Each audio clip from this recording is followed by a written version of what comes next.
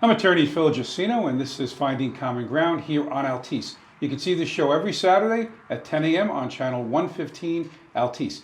If you don't live on Long Island or you missed the show, go to my YouTube channel, Phil Jusino, and you can see all my old Finding Common Ground shows, and you can see my new shows. You can also see my radio shows, which just started a couple of weeks ago on 103.9 FM, LI News Radio. You can see that or listen to that show every Monday live at 5 p.m. On Mondays. Got a great show planned for tonight. In the studio, we have Julia Mulroy. Shannon's daughter, Julia, was the recipient of my sister's kidney back in June of 2019. I had Lisa Calla, who was the donor, my sister, and Shannon on my radio show last week. And it was a great show. You could also see or listen to that show on YouTube, Phil Jusino. So let's get to it. Shannon, welcome aboard. Thank you for having me. I was very thankful for you to come on the radio show, and that was a lot of fun. This is a little more open. We have 52, 53 uninterrupted minutes. There are no commercials. Lisa's not here today. She couldn't make it. So you and I are going to have a nice conversation. Forget about the cameras and let's just chat. Good. Now, your daughter, Julia, in 2019, what was the exact date, if you recall? June 27th. And that was the day Lisa donated her kidney to your daughter. Tell me a little bit about your daughter's disease. So Julia was diagnosed with a very rare kidney disease called FSGS in January of 2017. Can you tell us what that stands for? So focal segmental glomerular sclerosis. It's a big, long, I crazy. Never heard of it. Oh no, neither of any. I was like, focal? What? I had no idea. Originally, what happened was it was December of 2015. We were noticing kept coming up to me talking to me about her eyes being swollen. She said, "Mom, you showed me a picture. My eyes are swollen." And I said, "Okay, I'll give you Benadryl and allergic reaction type of thing." We were actually skiing. It was New Year's Eve weekend. Her fingers started like they were cramping up at first, and then they would lock. And we thought maybe from skiing she was gripping the poles too tight, and kind of like, "Oh, okay, just suck it up," type of thing. Right. And then the eyes kept getting more and more swollen, so more and more Benadryl. And I said, "Let me take you to an allergist." And we couldn't even get an appointment with an allergist because they're always crazy busy. Right. So I finally got an appointment in January, and they took blood, and they said, "Okay, it takes 3 weeks for that blood to come in." How old is she at that time? She was 14 at that time. So we had no idea, just thinking nothing. And he said, "Do you ever notice any weight gain or anything?" And we said, "No." Any swelling? No. And then all of a sudden, one day I was out, and she calls me. She said, "Mom, you have to come look at my legs." And I looked, she was in shorts, and I looked at her legs, and her ankles were like this, real swollen. And I immediately called the doctor. Sure. And I said, "I know that the blood work takes 3 weeks, but I need it right now." And we were 2 weeks into that. I said, "Right now." That seems like a long time, 3 weeks. It was crazy. I guess they did a whole big, huge panel, and I have no idea why. At that time, I didn't even know better to ask. And I said, "I need it right now." And he calls me back within a minute and said, "Get her to the ER. She has this thing called nephrotic syndrome." And I said, "What? What is nephrotic syndrome?" No clue, never even heard it, barely can pronounce it. And that's when everything kind of just was a blur at that point. We went to the emergency room. All sorts of doctors came in, and craziness started happening. But fast forward 2 years, and she was in complete end-stage kidney failure. Now, the nephrotic, that had to do with the ankle swelling? Yes, nephrotic. So there was edema. The warning signs now that I look back at now, when I'm very clear as to what this disease entails, usually the eyes start swelling first. You'll start seeing your legs, your ankles, your hands swell. And was that told to the doctors prior to the blood test? No, because we didn't realize. We told them about the eyes, so that's why they were thinking it was allergic. But now knowing that that's really one of the first telltale signs for nephrotic syndrome, and nephrotic syndrome is really an umbrella term of signs and symptoms of things that are going on as far as the edema and just things that are happening in your body is an umbrella term. From there, FSGS, because it's such a long, crazy word, it's easier. I made up business cards, actually, because people, even in my own family, had no idea what it meant. So I would pass them the card and say, "It's this." Educate them. Now, you said fast forward 2 years, but you did get the results back in about 3 weeks. In about 3 weeks. And then from What did it there, say? Well, first it just said nephrotic syndrome, That was and it. and there's just different levels of that where there's minimal change. Nothing about the kidney at that time? It was a kidney disease, or it was a form. They really had no idea. They just said nephrotic syndrome was all I knew at that point.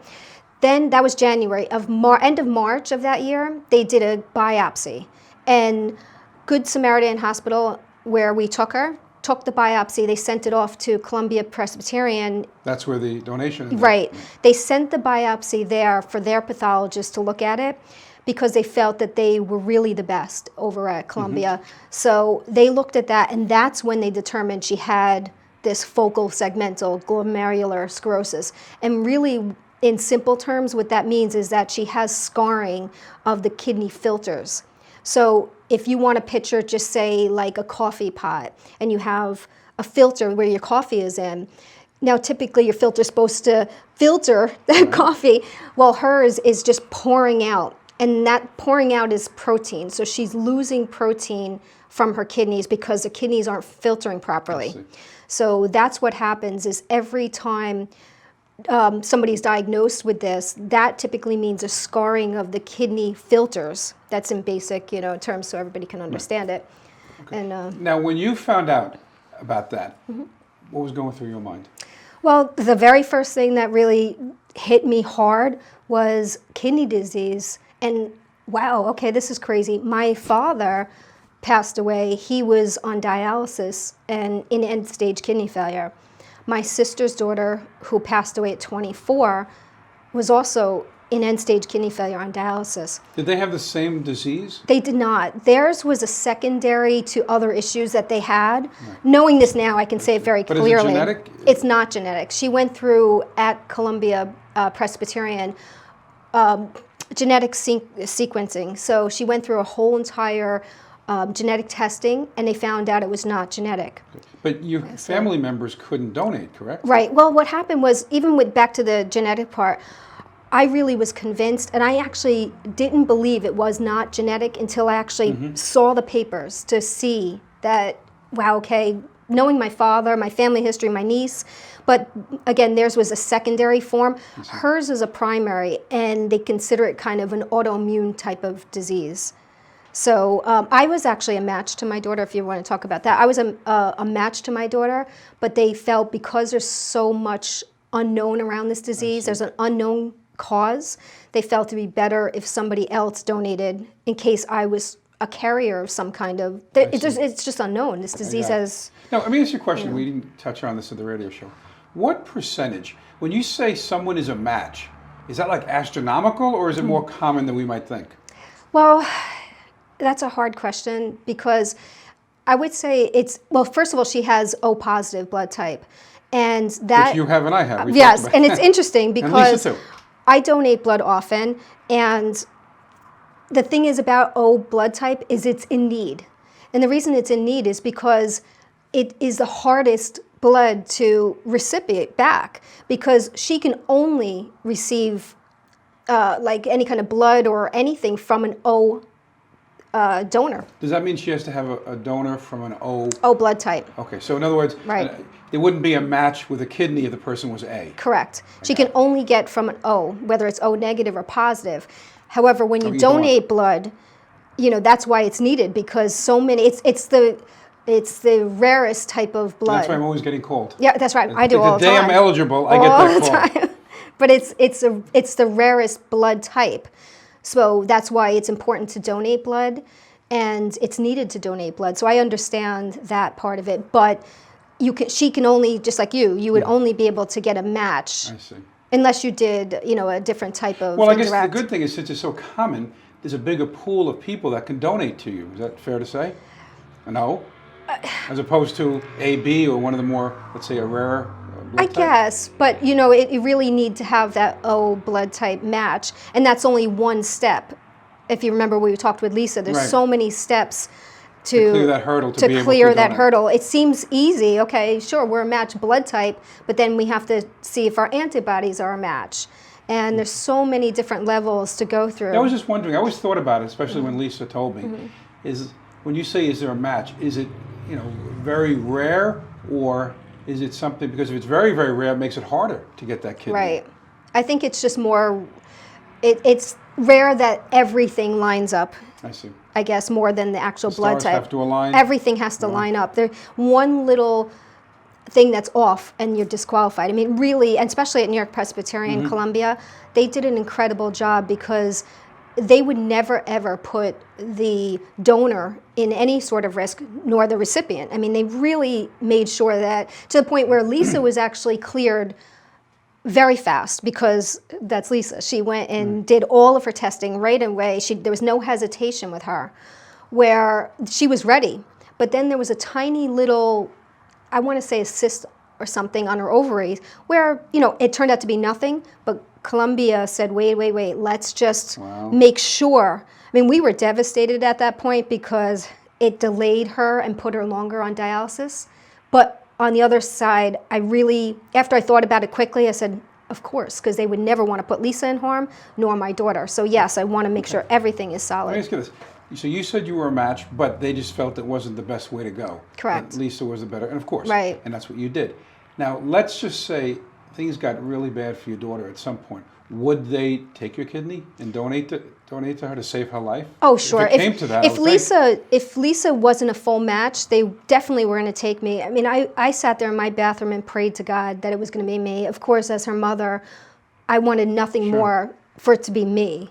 So I really was praying, but I really feel that it was a situation that was much higher than anybody in this situation, because had it been me that donated to my daughter, we were in the hospital for 6 weeks, her and I. That would have been a really long, difficult time for somebody to recover from kidney surgery if it were me. Sure. I spent 6 weeks in the room. I didn't even leave unless I went out for a coffee in the lobby.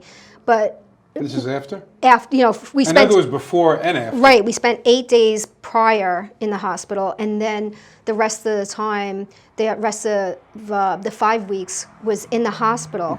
But 5 days before Julia's kidney transplant, my mother unexpectedly passed away. So 5 days? 5 days prior, I was in the hospital, and didn't know that. unexpectedly, my mother passed away. So I thought about things, and I said, gee, if this were to be me, how mentally prepared would I be to donate my kidney to my daughter? So I really feel there was probably, God above saying, you know what, thankfully we have somebody else. Work for a reason. Right. Now, when you earlier had said fast forward, so you know your daughter has this disease. Right. Do you know right away that she needs a new kidney?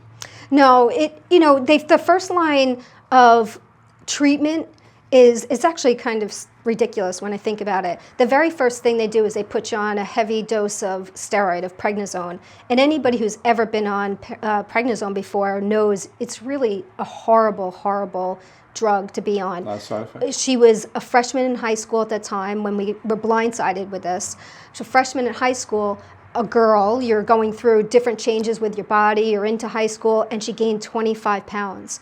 So for her, that was really difficult. Where was she going to school at that time? She was at St. Anthony's High School. So she started St. Anthony's in 9th grade? She did. So she was at St. Anthony's. And went there for all 4 years? All 4 years. And it was January of her freshman year when we were blindsided by this. When I say blindsided, because we were completely blown away. She was a healthy, active, regular teenage girl, to boom, she was sick. And the first line is steroids, which is crazy because you start off with these steroids, and I think about that's been the same treatment they've used for, I think I've heard, 75 years. So if you want to look at perspective, you say, well, what if I had a computer that was 75 years old and nothing has changed in 75 years? You say, geez, how come there is nothing else for treatment for this? When, What's the answer? What's the answer they give? Right now, the answer is that you have to keep doing research and funding for medicine. For they're doing plenty of trials right now. We're going to get into that too.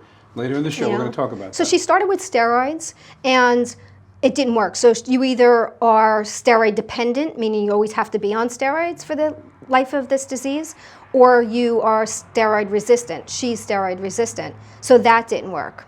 We found out after 6 months she was doing it. Nothing was working. The horrific side effects. She has what do you call it? Stretch marks. The stretch marks are really very disturbing. Being a girl, even worse. The steroid side effects are just not good for anybody. 6 months, that didn't work. They put her onto a immunosuppressive called Prograf. And after 10 months, it became toxic to her. So then after that, it's just kind of like, okay, now what? What do you do? You throw spaghetti against the wall, see if it sticks. And nothing's sticking. To this day, nothing's sticking.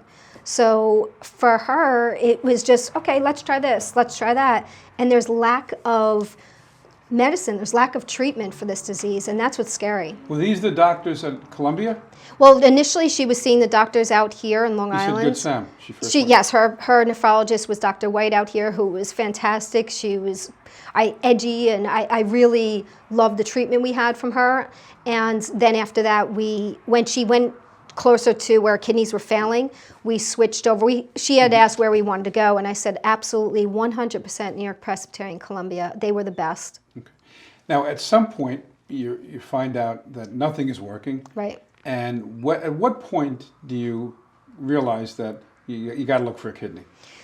So I guess, I always tried to stay within 2 steps, I would say, with this disease. I never jumped to 3 and 4 steps ahead of where I was at. Because Was that always the worst case scenario, a new kidney? You were trying to get yes. heal her sooner in some yes, better way? you really, the best case is you want to get them into remission. So within the first 2 years, you're just chasing remission. You're just, try this medicine, let's get into remission. Mm-hmm. Let's just try hard to get her settled where you don't have to get to end stage. But then in the back of your mind, it's looming that eventually she may end up there. But it was just so much of the medications that she would have to take. Matter of fact, I have I'll an hold example. it up. It's a little bit heavy. Yeah. So I have some examples of what it's like to be a kidney patient, to have kidney disease. This is heavy. Yeah, this is a year's worth of medication that Julie would have to take. It's actually disturbing when I see it. Let's show one of the bottles. So this is a bottle of medication. When it first would come to me, normally people see a regular size medication like this. Sure. You see something, you say, oh, okay, I take a few of these. Sure. This is what I would see, and I would want to throw up. I said, I can't believe this is what my daughter has to put into her body. How many pills at that time? Well, at that time she basis? was on about 36 pills a day. 36. People take a multivitamin. She'd take them throughout the day? She would take them morning and night, so 9 a.m., and that's for the rest of her life, mind you. Every morning. Even with the new kidney? With the new kidney, every single morning at 9 a.m., she sets alarms. I have my alarm just because. So 9 o'clock in the morning and 9 o'clock at night, for the rest of her life, she has to take. So now she lives on campus. Right. So she has to be, obviously she's a mature girl. Right. And she's used to it. This is nothing new right. for her. So she has to do it like clockwork, I guess. Yes, I actually just took the alarms off my phone. I said, okay, she's 18 now. I feel confident. She's always been very responsible with her medications because it's her life. She must take these medications. No ifs, ands, and buts. It doesn't matter. Wherever she goes, she has a little extras in her, wristlet just in case. Now, she took a lot of medicines before the kidney transplant and a lot after. Is she taking more now or less? Now she's on about 26 meds a day. A little less, but not much. Not much, but she also has to do other things. She does infusions that she has to infuse herself every single week with. She sticks 2 needles into her leg, and she infuses herself with immunoglobulin replacement. Because she's losing protein still, she's still not in remission, even after the kidney. As soon as she had the kidney transplant, within a day or 2, it recurred back. So the disease reattacked the new kidney, and so, meaning she's still pouring protein. So as she's losing the protein through her urine, she has to replace it with immunoglobulins. To just do this every week is difficult for a girl in college. She doesn't want to do it. But where do you get that, from the pharmacy? I have to have it mail ordered, and not to mention it's derived from human plasma. So again, going back to donating blood, it's extremely important to donate blood because it's on a shortage. Mm-hmm. There's not enough people donating blood, never mind plasma. And that's what this medication is derived from. Now that's when someone donates like this blood, there's the whole blood, there's the parts of the blood I donate. It's like the Alex machine. it's called. Okay. And I think that's double red or something along those lines. And then that takes longer than a regular Takes blood longer, donation. that's right. And then there's plasma. Right. Right, that takes much longer. I think I heard about 45 minutes. You have to qualify for that too. There's a certain criteria that you may need to do, but it's really important, and people don't realize it enough. I don't think there's enough education out there about the need for it. There isn't really. So you think, oh, just go get blood, and it's just, oh yeah, I'm donating blood. But there's so much more needed because there is a shortage of that medication. So every month, I order a month in advance. I literally have this tightness in my chest because I think, is there going to be enough? No. We've already seen, even after her transplant, her immunosuppressants, there is a national shortage of it. So I think about things like that, and I said, she cannot live without this medication.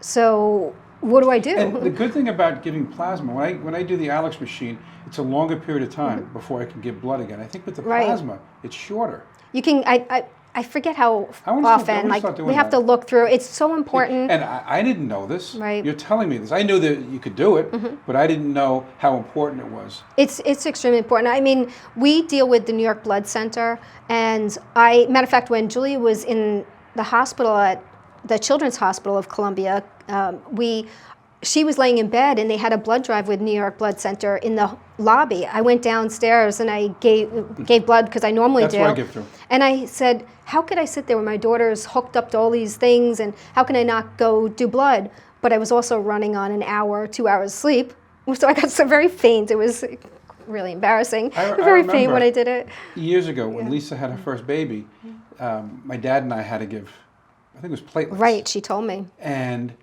back then, you had to be hooked up to both arms.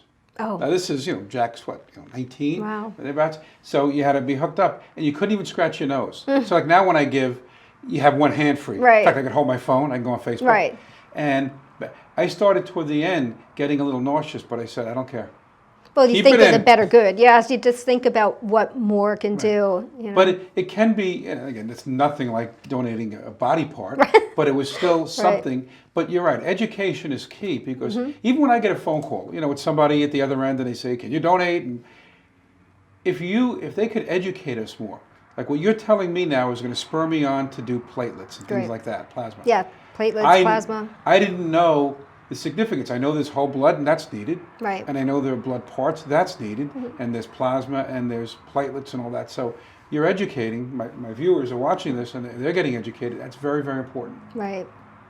So with all the, going back to the organ donation with Lisa, so as she's taken these steps to qualify to be a match exactly to Julia, so obviously the blood match is the very first thing that they say, okay, she's a match that way. The antibodies, yes, that's the very first. So she's doing all these steps to, it is nothing like donating an organ.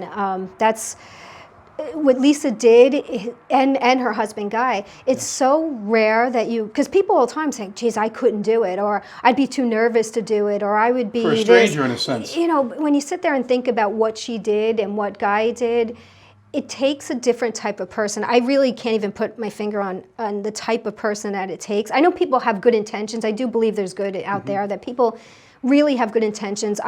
My own friends and family, I really thought that they would be, ready to fill out the forms immediately, but they weren't. And I get it, because it's a big ask. It's a huge ask. It is. So it just takes the right type of person. Like Guy said, and like Lisa said, it really came from deep within, that of the sense of doing something good, like a calling, like they felt that this was something that they had to do.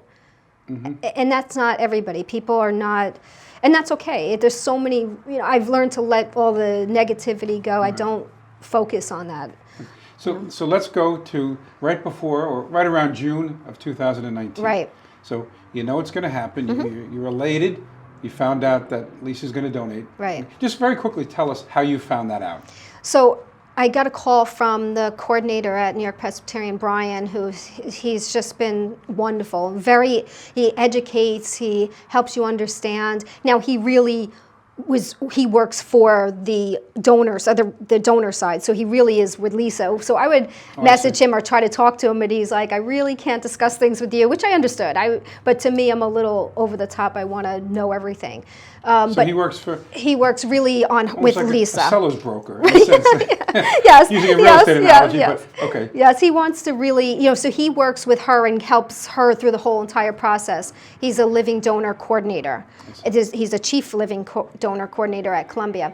So he told me that she was a match, and I was just so shocked. And you knew her because you had I met knew, her. Not I well, knew, and but my son's good friend's mother, and I was shocked. your son and Guy and Lisa, my sister's kids, Guy and Lisa, Jack and Guy rather, played baseball for St. Anthony's, and so did your son. So they were teammates. Yes. And I guess that's how you kind of met Lisa. We met, and we think when we think back, it was really on the baseball field when the boys, my son, which is Julia's twin brother, TJ, they played baseball on the field in the freshman year of high school at St. Anthony's. Sure. And that's when Lisa and I had met. But she was working, I was working, so you'd see each other, but we weren't able to really have long, extensive conversations.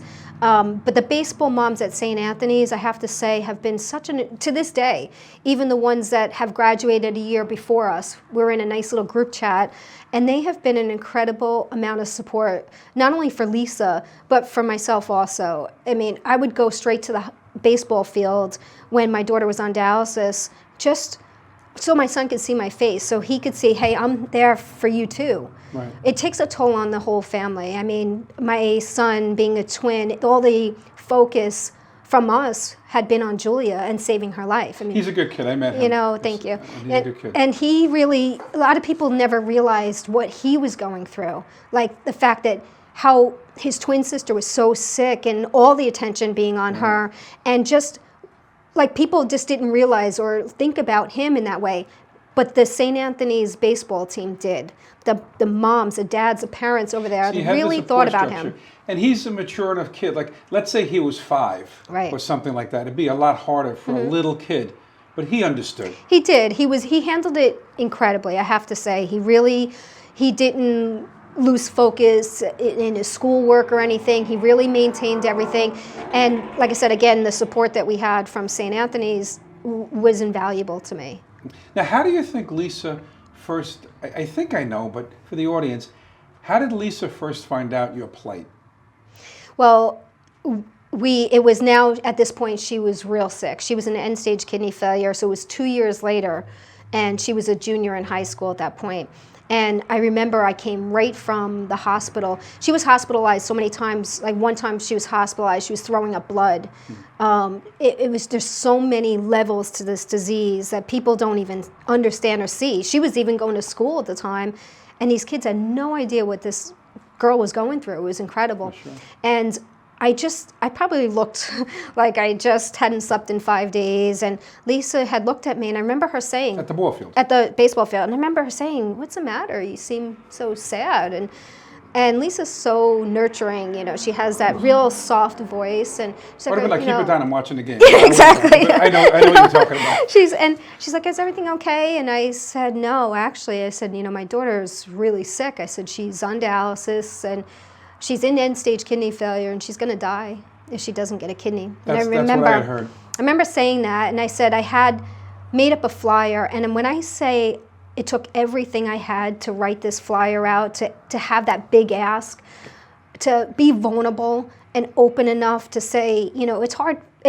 I was raised very much like, and now you got a word on your sleeve to help your daughter. It was, I never asked for anything in my life. I was very much raised, you work for everything you want, nothing is for free, everything is from hard work. And so it was never in the mindset where I would ever ask for anything from anybody. You had no but choice. For me to sit there and say, I have to ask for somebody to save my daughter's life was brutal for me, to put this out there on paper, to put it out there on social media, to expose myself and be vulnerable was very, very difficult for me.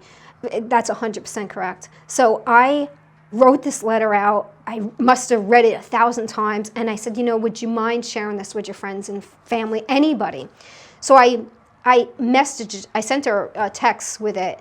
And I had no idea that she thought about doing it herself. I just asked, I was just, okay, You ask everybody. ask everybody and put it out there. And that's when, she did it. So that's the story of that.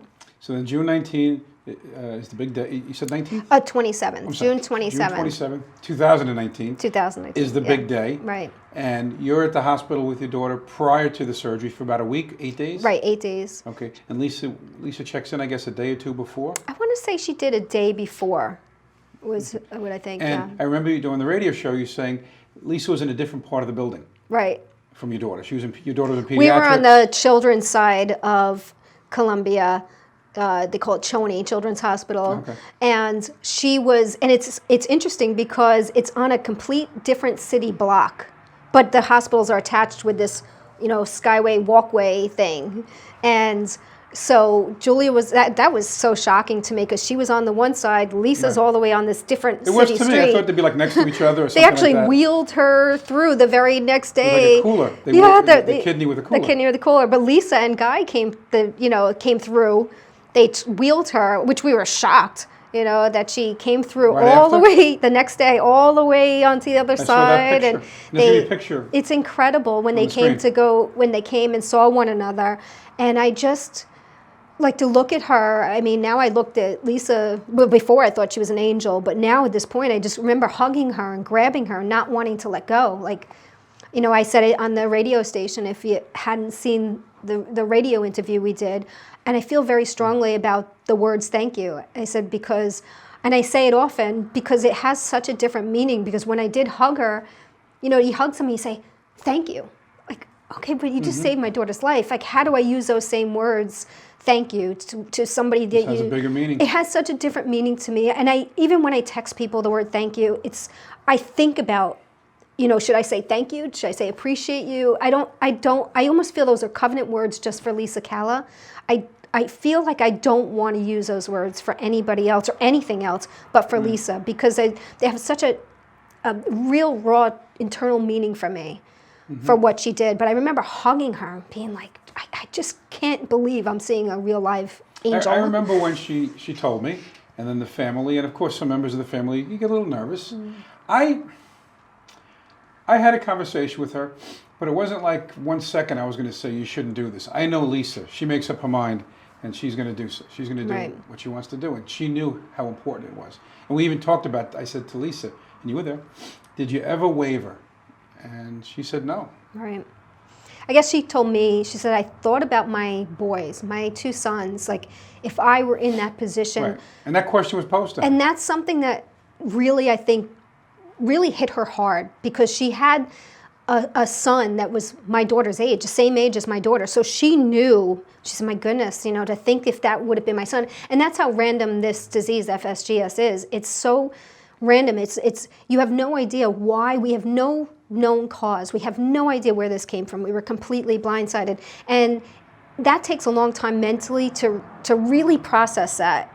And once I was able to process that, maybe 6 months, and I was able to let go that I will never know what caused this, because there is no genetic cause, I was able to let go and focus my energies on other things. There is no cure for this disease, and that's the harder thing for me at this point, is because knowing that there's no cure for this disease is, when you don't know cause, that's one thing, because, okay, you don't know. But to not have a cure is disturbing to me. To have... Well, you don't have a cure now. You Right don't know now, what the that's future right. brings. Well, the thing is, we don't know what the future brings. Thankfully, the Trump administration has done more than any other administration as far And as... quietly, too, because you told me things I didn't know. It's incredible. I'm going to forward you the link of the executive order that he signed last year. I believe it was January 10th, maybe, of 2019. Or, excuse me, July. So it was after our transplant. And I remember I was in the hospital, and I'm literally watching him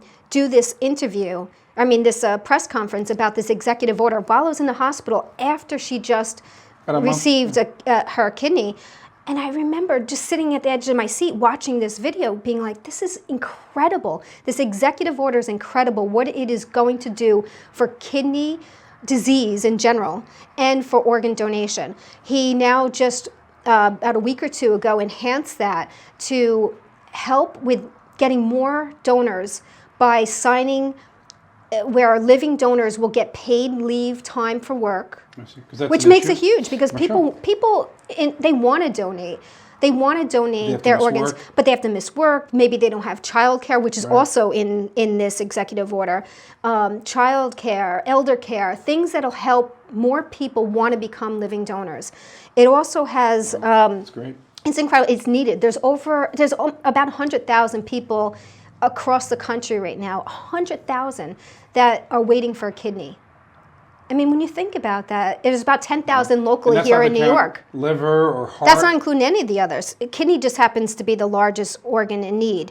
But in the New York area alone, there's about 10,000 people waiting.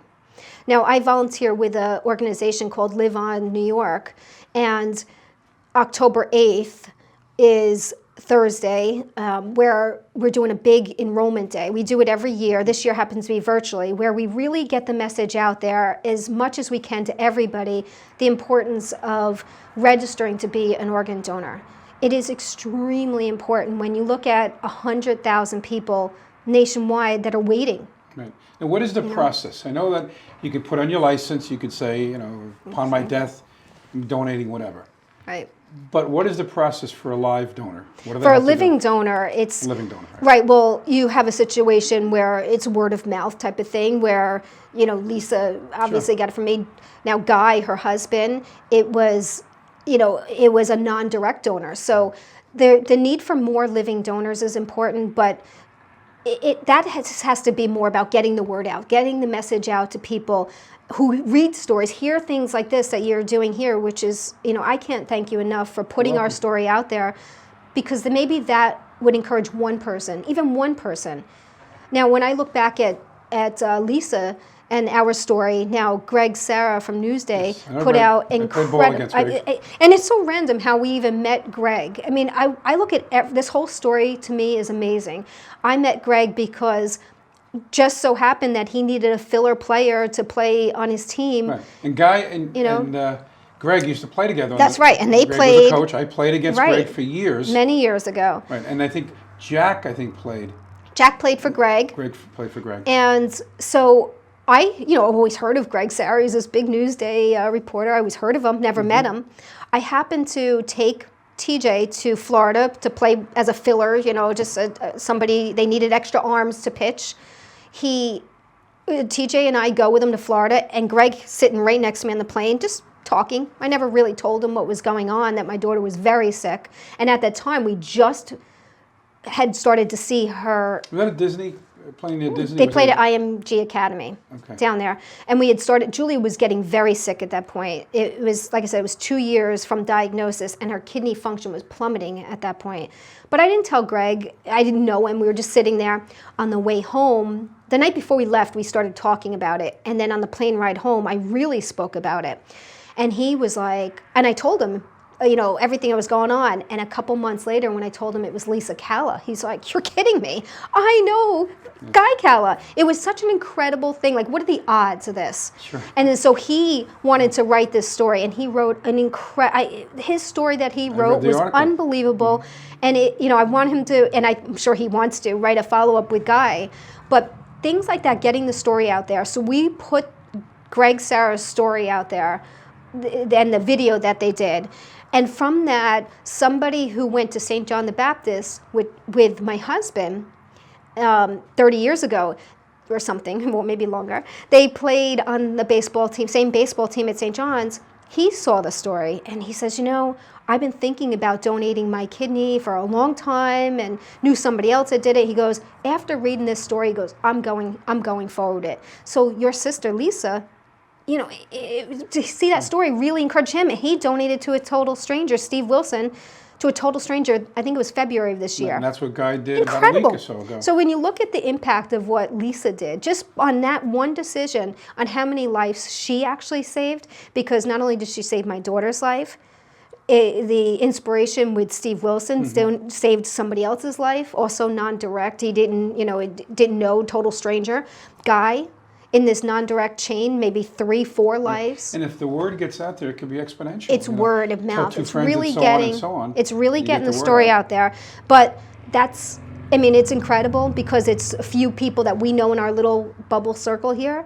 But when you talk about 10,000 people in the New York area alone are waiting for just a kidney, it's really New York State or in the New York State, New York area. I'm not sure if it's tri-state, but I believe it's New York. Actually, I'm sorry, it's New York. About upstate 10, included? So yeah, the New whole York. state, 10,000. Yeah, 10,000, but 100,000 nationwide. So, you know, it's so much about getting the word out there and keep this story going. I mean, we hear about the story, but we have to keep going and pushing people to register or want to be living donors and see people like Lisa and Guy that, hey, Lisa, I remember she was biking 10 miles or something 6 weeks after. She's like, oh, I just did, bike ride. And I'm like, incredible. How's your daughter doing? So right now she's in college. She's doing well. Physically, you look at her, she looks great. You would never know. It's kind of an invisible look, illness type of thing, but she's battling. When the disease recurred, it just reset the clock. And now in my mind, it was 2 years from the time that she was diagnosed to end-stage kidney failure. It was very fast.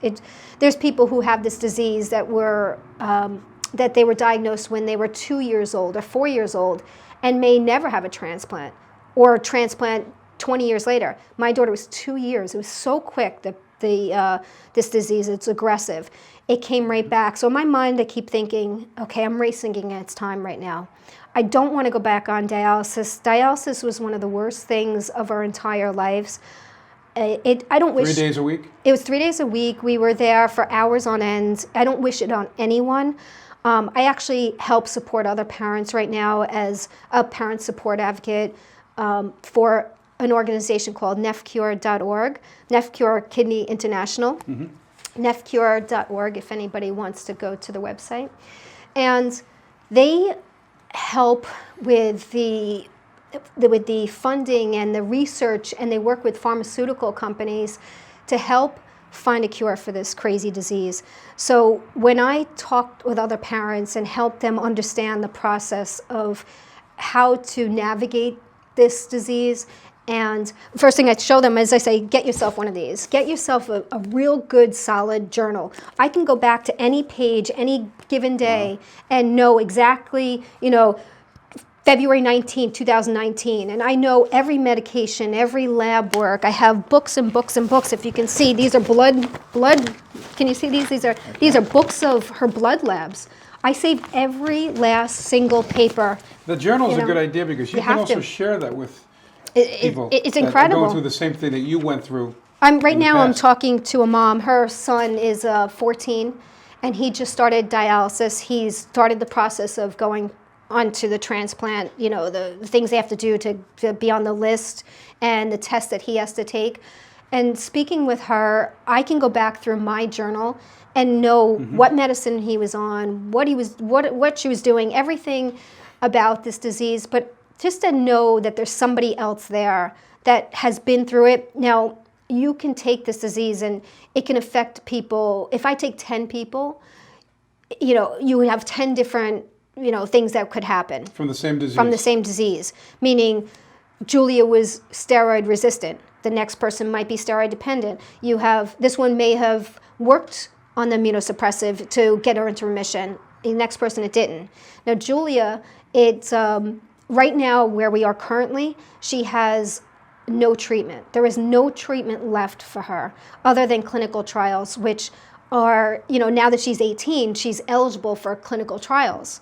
But it's crazy because you sit there and say, this is how she has to live her life. Now, you also mentioned on the radio show that this kidney, in all likelihood, is not going to last for the rest of her life. Right. You said it could be 10 years, it could be shorter, it could be longer. Tell us a little bit about that. So it is, it's an organ and it's not, her own. So it's not going to last forever. She's 18 years old. I'd like to think she'd live a long, healthy life. Sure. So, her kidney function is doing incredible. It's working, it's strong right now, but without treatment for her, we don't know how long it's going to last.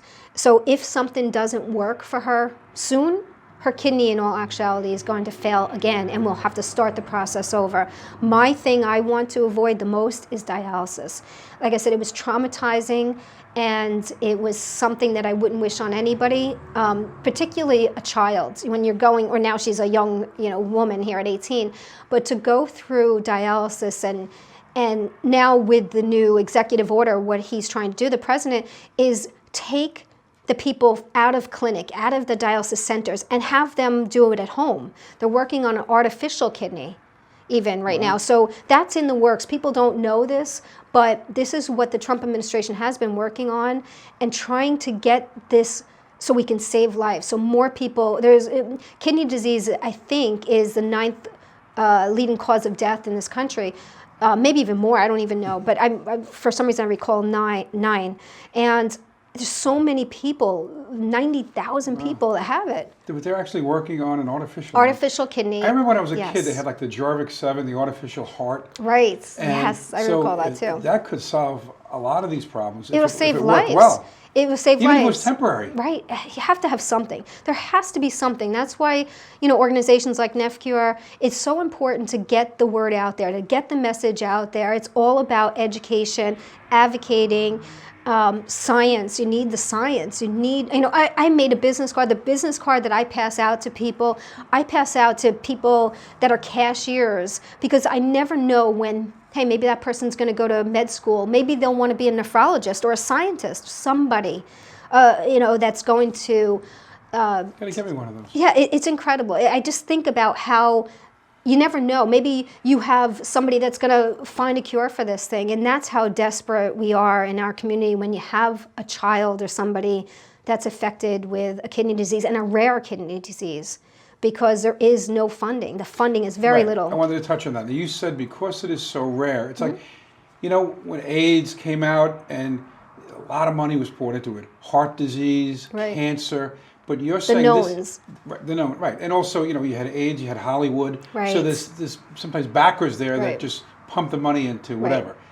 Here it's so rare, you're saying, that there's not as much funding. Right. And what happens is too, when you say that, speaking of that, I feel where nephrotic syndrome, FSGS, where we are right now, if you look at something like cystic fibrosis, when I hear of cystic fibrosis, MS, when you hear those, everybody knows of that. Everybody has heard of those type of diseases. Because it affects a lot of people, MS. Correct. But everybody's heard of that. Everybody's heard of cystic fibrosis. But most people don't know cystic fibrosis up until maybe 20 years ago. Right. But where they are now, it's a household name, it's a common name. But you have, like here in the New York area, everybody knows Boomer Esiason. He is a huge, tremendous advocate because of his son. Right. The same as with the Ned Funicello and Richard Pryor with the MS. Right. If you get a big name. You have that name. I mean, what he's done for his son. And now it's such an incredible example. When you say, okay, here, my son has this, and what he has done and continues to do for his son Gunnar, it's incredible. But now that's a household name.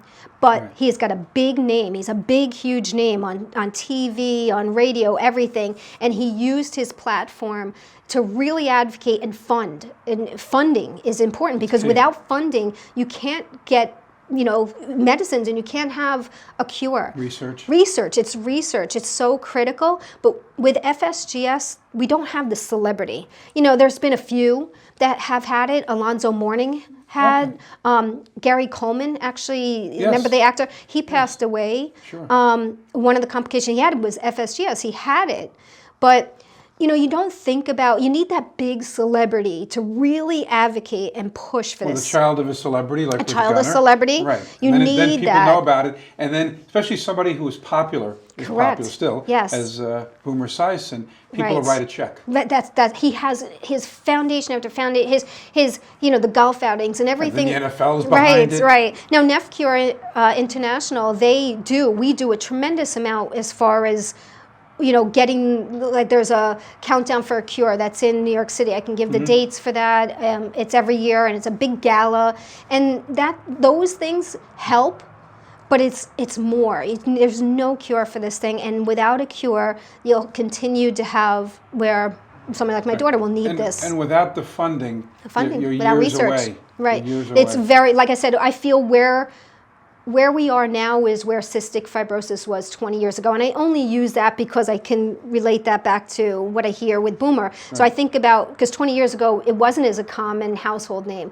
It is very common now. And that's where we want FSGS, thankfully, to the help of, NephCure Kidney International. So that name is hard to say. It's hard. That's why you use the letters. It's hard. It's so it's about education, funding, research, science, and getting the message out there to as many people. That's why I pass out my business card. It's affected my life tremendously, because in the 3.5 years now that she's been battling this, I tell her we're in this together. It's her and I. I have to be there for her every step of the way. Does she keep her chin up? She does. She holds a great attitude because, people were freaking out with 2020, as everybody should. But the high school seniors who, I talk to parents, or I hear parents, oh, my child was so devastated. They didn't have a prom and no graduation. And I look at it like, that's the most neither did my kids, but with that, my daughter is battling. She was on chemo this summer for 6 weeks. So as everybody's complaining that there's no prom and there's no this, the little material things, I shouldn't say little. These are big, moments in kids' life. So I don't take that away from anybody. But on top of that, my daughter is also dealing with chemo. She had a catheter that was coming out of her chest that, she would hide under her clothes, obviously, but people had no idea what this kid was going through. And all the time, she still finished graduating St. Anthony's with like a 4.0 grade average. Now, I know that Lisa's son, your son, as well as Guy, didn't have a senior year. Right, it was awful. Now, and again, that's bad, but that pales in comparison. We were just mentioning that. Pales in comparison. Not good. Right. It's sad that these kids lost a lot. They lost a lot. What your daughter has to go through. Well, I tell her on this a regular basis. I tell her this, and this is where I was raised in a way that my parents, my mom in particular, had always told me, and I never ever forgot it, and I tell my children all the time. I say to them, if you put your troubles in a circle along with everybody else's, you'd be glad to pick yours up and walk on home. Sure. So whenever my daughter would whenever she would get a little down, and rightfully so, it happens, I would tell her that, and I say, listen to me very clearly. You can get up, you can walk out of this house on your own 2 legs. You can breathe in the air, you can smell the air, you can hear the birds chirping. Understand that very clearly. Not taken away from what you're going through, because what you're going through, I don't wish on anybody. Right. I don't even, tell half the people the daily things that this girl has to go through and deal with, not only physically, but mentally. That's why the choice to put her into St. John's University on campus, living on campus. The week that we were even moving her in, her nephrologist, who also I believe is the best, Dr. Jane at New York Presbyterian, I love her. She's sassy. She's edgy. She does not accept no for an answer. She's pushy, and I love that about her. She's like me. Anyway, so we work together as a team, and I feel that I have, I said to her, I said, Dr.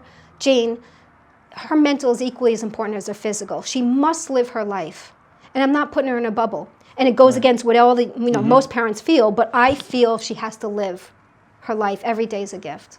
It's true. We're running out of time. Good. I'm going to give you 30 seconds. If there's anything you want to tell my audience, anything that they can do to help the situation, not just your daughter, but people in your situation. I guess for me, October 8th is Oregon Enrollment Day. It's really important. And now if you missed the day on Thursday, you can go to my Instagram or my Twitter. Now I've become the social media person at Cure4, the number 4, Cure4 My Julia. And I'll have a link there that you can register to be an organ donor. And if you'd please just register. I'll send it out to my audience. Right. That's important. Number one is to help to register, be an organ donor. And if you would consider being a living donor and to help save a life like Lisa and Guy right now, that's something you can do immediately. Obviously, and also if you would just go to nephcure.org and really look on ways that you can help get the message out there. Education, get the word out there. I want to thank Shannon. It was a great show. I want to thank her also for coming on the radio show. about a week and a half ago with my sister Lisa at Calla. And I said I'm going to get Guy Calla on the show. He's going to tell us his experience. Every experience is unique, even though there are similarities. Right. It's still someone who was a stranger he gave it to, so he doesn't know who he gave it to. Right. Lisa has the wonderful gift of knowing what she did for your family. And seeing, and really seeing. And seeing, and going to the future. I want to thank you for watching the show. This is Finding Common Ground. I'm attorney Phil Jusino. You can see the show every Saturday at 10 a.m. Go to YouTube, Phil Jusino. Subscribe, like. You can see my radio show on 103.9 FM LA News Radio every Monday at 5 o'clock. Comes on about 5:06, so you can watch that. And also Spotify. If you have Spotify, you can hear the radio show. Instead of picking a song, you say Jusino, Drive at 5. It'll pop up and you can listen to it. I listened to it the other day while I was riding my bike. You have a great day. Thank you. Thank you, Shannon. Thank you.